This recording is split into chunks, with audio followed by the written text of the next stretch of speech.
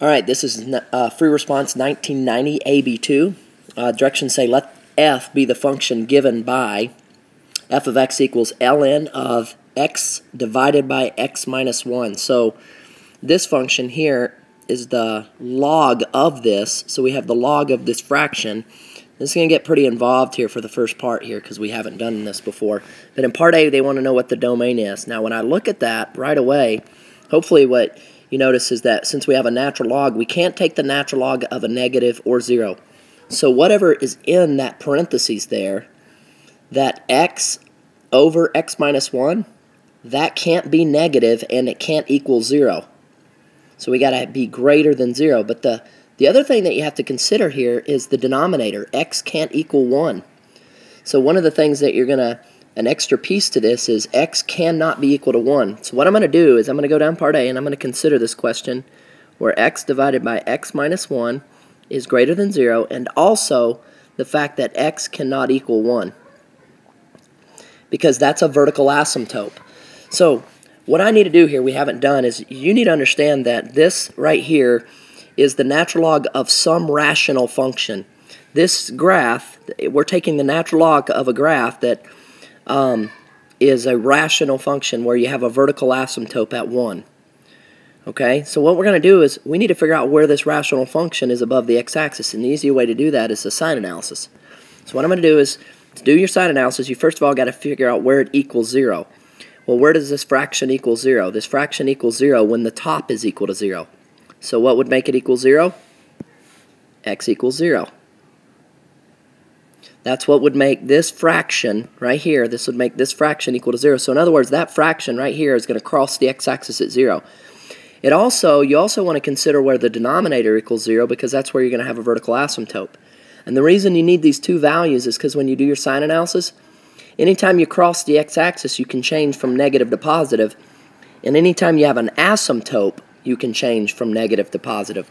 So essentially what's happening here is you do your sign analysis, you're going to go from negative infinity up to 0, and then you're going to go 0 to 1, and you're going to go 1 to infinity.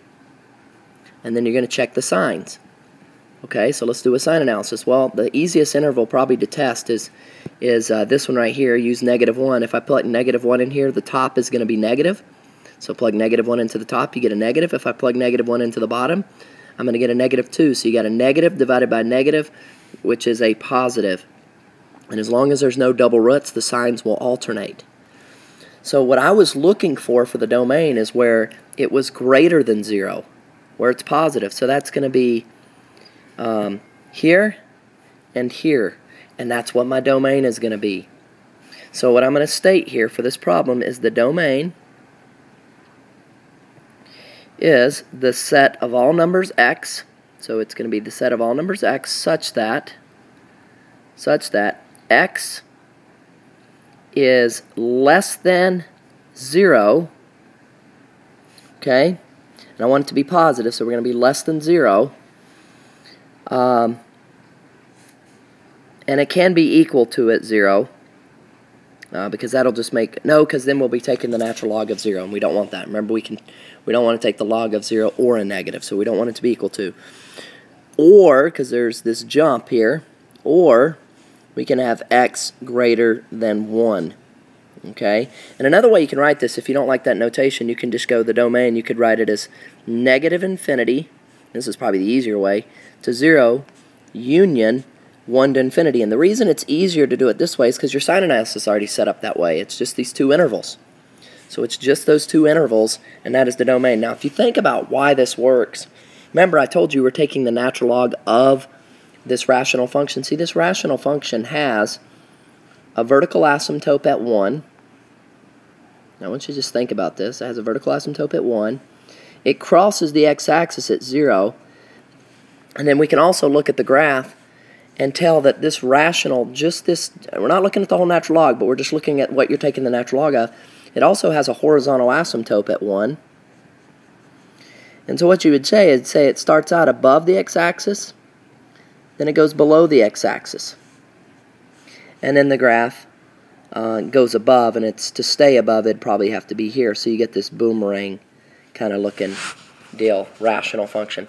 So another way you could have went about part A is if you would have had a graphing calculator out, if you would have just taken this piece right here, the fraction, to make sure this is positive, you could have just graphed it on your graphing calculator and said, well, it's positive from negative infinity up to 0.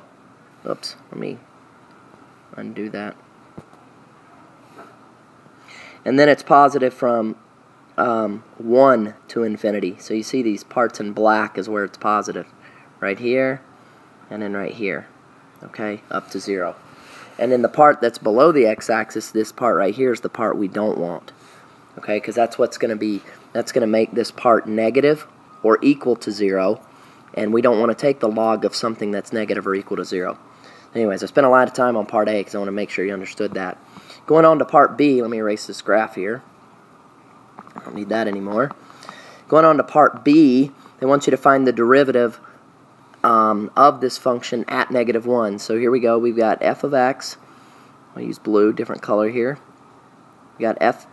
Oh my gosh, I got to write better than that. Okay, so we got f of x is equal to the natural log of x over x minus 1. So we want to find the derivative at -1. So I'm going to find the derivative. So we're going to go f prime of x. Natural log. Remember the derivative rule for natural log is 1 over u times du dx. So it's 1 over what you're taking the log of times the derivative of what you took the log over. So we're going to have 1 over x divided by x minus 1 times the derivative of what you're taking the log of, and we need quotient rule there. So to do this with the quotient rule, we have derivative of the top, which is 1, times the bottom, minus the derivative of the bottom, times the top, over the bottom squared. Now the directions, let's pay attention to what we're being asked. So to do this part C, to find the inverse, what we're really after here is finding the inverse, which we're going to denote with this f inverse of x. So we're going to find the inverse of this function, and we're going to denote it with this symbol. So we're going to switch x and y. So since this is y, that's going to become an x. And then wherever there's x's, we're going to change those into y's. Then the next step is being able to get y by itself. After you switch x and y, you resolve for y, and then that'll be our inverse. Well, to do that, I need to be able to get rid of this log. And the way to do that, since we know log base b of some number is equal to some power, because a log's really an exponent, it's b to the p power is equal to n. So b to the p is equal to n. So I'll leave that there so you can look at that. Well, the base of log is e, or natural log is e, so it's going to be e to the x is equal to this. So e to the x power is equal to y over y minus 1. Now we use algebra to resolve for y, so now I need to get the y out of the denominator, so I'm going to multiply both sides by y minus 1. Okay, and then I'm going to distribute my e to the x. And you'll see why I'm doing that. So we're going to have y times e to the x minus e to the x is equal to y. And the reason I did that is because now I can get the y terms to one side. I've gotten rid of all the multiplication and division. I don't have a fraction anymore. I don't have a log. I don't have any multiplication. So now I can move the y e to the x to the other side. So we're going to have negative e to the x is equal to y minus y e to the x. Now I can factor out the y. Like I said, it's just algebra at this point. We're going to have 1 minus e to the x. And then I can divide by 1 minus e to the x, and what we'll end up with is y is equal to negative e to the x divided by 1 minus e to the x. And it is possible, if you would have moved the y to the other side, that the other possibility is you would have positive e to the x divided by positive e to the x minus 1 on bottom. So you could have that answer also. So either one works. Now, we want to use this notation. So we go back and we say, instead of using y's, we'd go back and I'd erase these, or I don't have room. You would actually rewrite it. And this is really f inverse now. And the reason we're switching the notation is because this y is different from the original y. We're now saying that this y is the inverse of that y value. So there's how you do this free response.